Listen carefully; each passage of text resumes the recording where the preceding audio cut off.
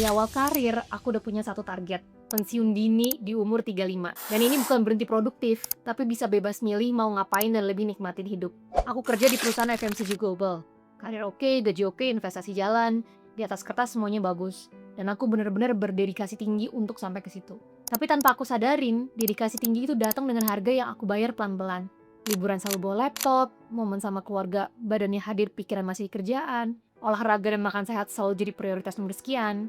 Dan yang lebih parah lagi, di tengah semua kesibukan itu, aku nggak pernah beneran tanya ke diri sendiri, hidup seperti apa sih yang sebenarnya aku mau?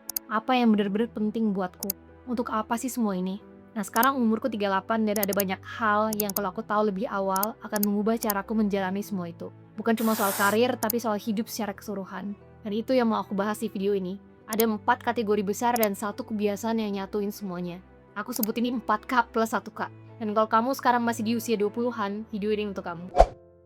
Yang pertama ini adalah kesehatan. Aku memulai dari sesuatu yang basic tapi berdampak besar buat kita, yaitu kesehatan fisik kamu. Yang merupakan investasi jangka panjang yang paling sering kita abaikan. Waktu aku masih kerja di corporate, aku selalu merasa sehat. Tapi bukan karena aku bener dalam jaga diri, tapi karena aku masih lebih muda aja. Ada satu buku yang benar-benar mengubah cara aku lihat kesehatan. Dan ini namanya Outlive, karya Dr. Peter Attia. Ini buku yang sering banget aku rekomendasiin ke teman-temanku. Karena setelah baca ini aku baru beneran paham satu konsep penting yang namanya longevity. Nah, longevity atau umur yang panjang itu bukan cuma soal hidup sampai kita tua. Banyak misalnya orang yang hidup sampai 80 tahun ke atas, tapi 10 tahun terakhirnya jadi sakit-sakitan atau nggak bisa gerak bebas atau bergantung sama orang lain. Nah, itu bukan yang kita mau. Yang kita mau adalah health span atau hidup yang sehat dan aktif sampai kita benar-benar tua. Masih bisa jalan, masih bisa main sama cucu, masih bisa nikmatin hidup. Dan itu yang berbeda. Dan untuk sampai ke sana, Dr. Peter Attia ini jelasin ada 4 pilar utama yang harus kita jaga mulai dari sekarang. Yang pertama adalah olahraga. Ini yang paling penting. Bukan cuma kardio, tapi juga latihan angkat beban, resistance training. Kenapa? Karena di umur 30-40 tahun, kita tuh kehilangan sekitar 3-5% massa otot kalau kita nggak aktif merawatnya. Dan persentase ini makin tinggi lagi di usia 40 tahun ke atas. Kondisi ini namanya sarkopenia, dan ini salah satu alasan kenapa banyak orang di usia tua jadi gampang jatuh, atau ada yang susah gerak, atau kehilangan kemandirian. Yang kedua itu adalah pola makan. Intinya sederhana, cukup protein, kurangin gula, dan hindarin makanan ultra processed food. Pastiin ada asupan lemak sehat dan serat, dan jaga kalori sesuai kebutuhan. Nah, pola makan yang baik itu bukan soal diet yang ketat, tapi seberapa konsisten kita mengikuti pola itu. Yang ketiga adalah tidur. Dan ini yang sering aku bahas juga. Dan yang paling sering dikorbanin sama orang-orang ambi. Padahal tidur yang cukup dan berkualitas itu bukan kemewahan, itu adalah kebutuhan biologis. Waktu kita tidur, otak kita tuh bersihin racun, memori kita diproses dan disimpan, dan tubuh kita juga diperbaiki atau dipulihkan. Dan yang keempat itu adalah kesehatan emosi dan mental. Stres kronis yang gak dikelola itu merusak tubuh secara fisik. Ya, sistem imun, hormonal, kardiovaskular, semuanya kena dampaknya. Dan ini yang langsung mau aku bahas berikutnya. Nah, semua ini bukan soal jadi atlet atau hidup yang sempurna, tapi ini soal kebiasaan kecil yang kamu mulai sekarang supaya di usia-usia nanti, mau 60, 70, 80 tahun, kamu masih bisa hidup dengan penuh. Oke, poin berikutnya adalah soal kesehatan mental, yang nggak kalah pentingnya. Ya jujur, ada periode panjang di karir aku di mana aku bener-bener nggak bisa berhenti bekerja. Ya weekend, aku nggak berhenti balas-balasin chat. Liburan aku selalu bawa laptop buat kerja. Pagi bangun tidur langsung ngecek email dari rekan kerja yang di negara-negara lain. Malam abis semua orang tidur, aku masih di depan layar. Dan ada rasa cemas yang konstan di balik itu semua. Rasanya itu kayak kalau nggak langsung dikerjain atau kalau nggak langsung dibales detik itu juga, takutnya tuh bakal ada sesuatu yang jadi berantakan. Nah, itu bukan produktivitas, itu adalah kecemasan yang aku label dengan kerja keras. Dan kalau kamu lakuin itu terus-menerus dalam waktu yang sangat panjang, badan dan pikiran ada batasnya. Burnout itu bisa beneran kejadian, dan itu bukan tanda kelemahan, itu sebenarnya tanda bahwa kamu tuh udah lama gak dengerin sinyal dari diri sendiri. Yang aku pelajarin dan ini butuh latihan aktif adalah cara meregulasi sistem saraf aku sendiri. Dalam dunia neuroscience ini yang disebut nervous system regulation atau kemampuan untuk nggak langsung reaktif terhadap tekanan. Nah, kemampuan untuk berhenti sebentar, untuk nafas, dan memilih respon yang lebih tenang dan gak panik. Ya sebenarnya ini praktisnya adalah belajar untuk benar-benar berhenti di luar jam kerja yang kamu alokasiin. Ya kamu pisahin waktu kerja dan waktu istirahat, bukan cuma secara fisik tapi juga secara mental. Ya serius, nggak semua hal itu harus diselesaikan detik ini juga. Ya kecuali kalau emang kamu lagi ada deadline ya. Nah, ini yang sering banget aku ingetin ke diri sendiri, bahwa menjaga kesehatan itu bukan sesuatu yang bisa kamu tunda sampai nanti. Karena semua yang kamu bangun itu butuh kamu yang sehat buat ngejalaninnya. Kak, kedua ini adalah kekayaan. Ya, aku termasuk beruntung. Selama kerja di corporate, penghasilan aku tuh cukup untuk bisa mulai investasi dari awal. Aku mengalokasikan sebagian besar income aku ke investasi di properti, equity, dan instrumen lainnya. Tapi ada satu hal yang butuh waktu lama untuk bener-bener aku pahamin. Gaji yang besar itu adalah hanya income atau penghasilan. Dan income tanpa aset, mau gaji kamu sebesar apapun, itu pada dasarnya pekerjaan yang gak bisa kamu tinggalin. Dalam kata lain, kalau kamu berhenti kerja besok, cash flow kamu juga bakal berhenti juga. Dan itu bukan kebebasan, itu adalah ketergantungan yang kebetulan nyaman. Nah, kekayaan yang sebenarnya yang aku maksud ini bukan cuma angka yang masuk rekening, tapi ketika aset kamu yang kerja, bahkan saat kamu tidur.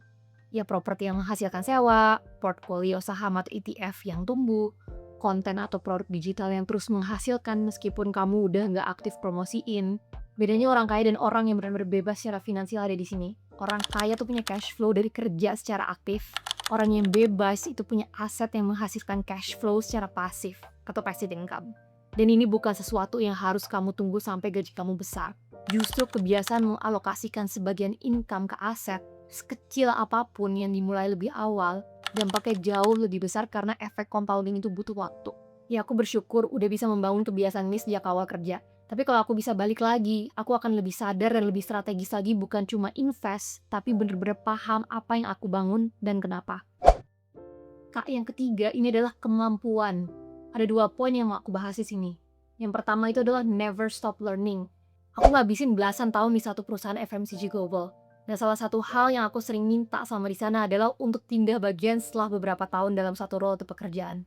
Nah, ini bukan karena aku nggak betah, tapi karena aku nggak mau berhenti belajar.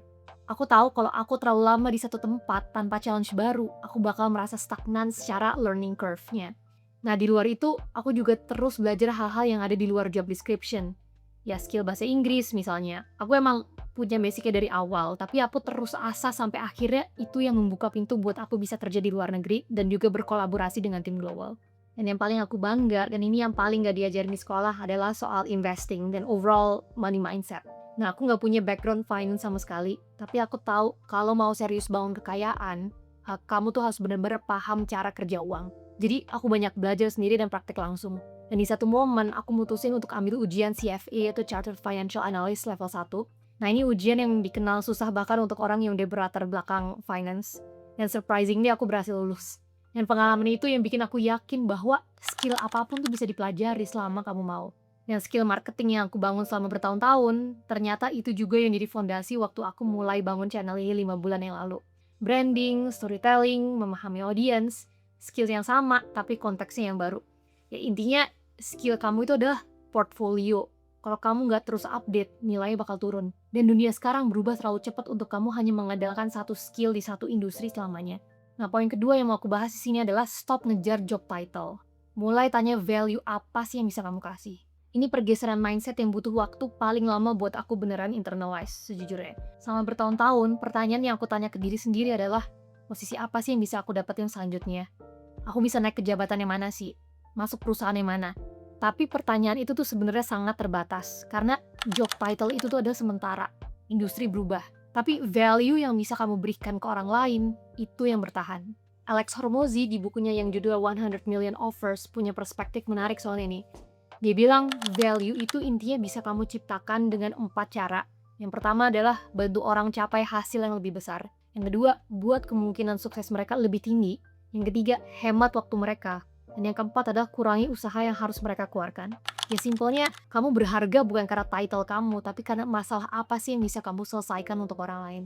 Nah, aku juga suka nyebut ini sebenarnya dengan creator mindset. Ya, pada akhirnya aset terbesar kamu tuh bukan properti kamu, bukan portfolio saham kamu, tapi adalah diri kamu sendiri.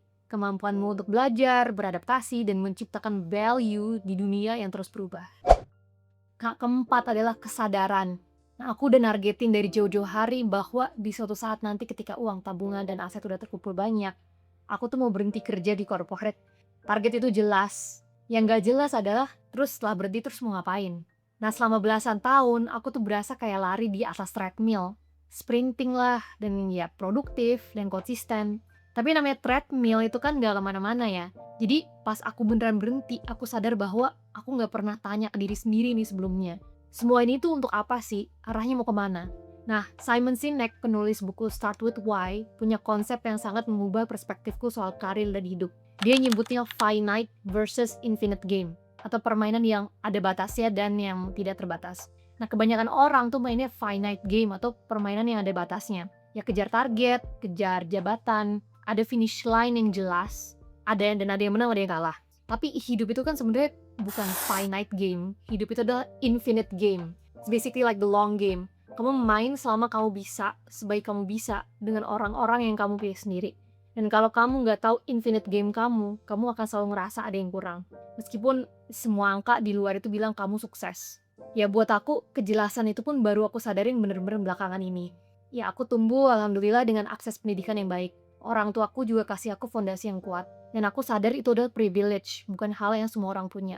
Dari kesadaran itu aku merasa ada tanggung jawab untuk berbagi yang aku pelajari ke orang lain.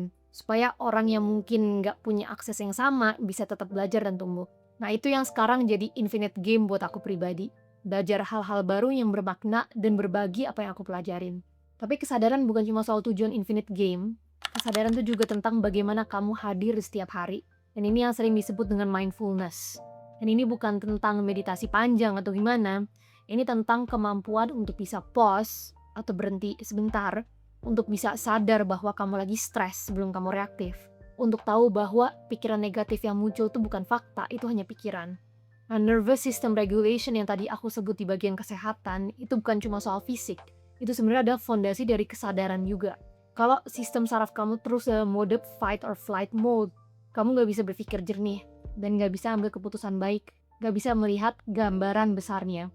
Belajar untuk benar-benar hadir atau being present di apa yang sedang kamu lakukan itu adalah skill. Dan skill itu bisa dilatih pelan-pelan setiap hari. Nah, semua yang tadi aku ceritain, kesehatan, kekayaan, kemampuan, kesadaran, semuanya butuh satu hal supaya bisa beneran jalan. Dan satu hal itu sederhana banget, tapi justru itu yang paling susah. Yang terakhir ini adalah kebiasaan. Nah, James Clear bilang di Atomic Habits, kamu gak akan naik setinggi impianmu, kamu akan jatuh ke level sistemmu. Dan sistem itu dibangun dari satu hal, kebiasaan harian. Nah, semua 4K yang baru kita bahas tadi, semua itu butuh sistem.